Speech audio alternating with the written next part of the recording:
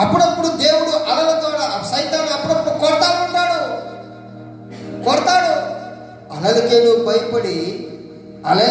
భయపడి నీ విశ్వాసాన్ని కోల్పోతున్నావే. మరి నీకు దేవుడు నీ పట్ల ఏ విధంగా నీకు కార్యం నెరవేర్చాలి? హల్లెలూయా, హల్లెలూయా. నీ విశ్వాసం ఏమై ఉంది? ఒకటి ఆశ్రయం, రెండు తోడై ఉన్నాడు, మూడోది నీ విశ్వాసం ఏమై ఉంది? సహోదరి సహోదరులారా, ఒక్కసారి ఆలోచించే. ముగింపు ఆరాధనకు వచ్చినటువంటి నీవు నేను దేవుని పట్ల ఏ విధంగా విశ్వాసం కలిగి జీవిస్తూ ఉన్నావు?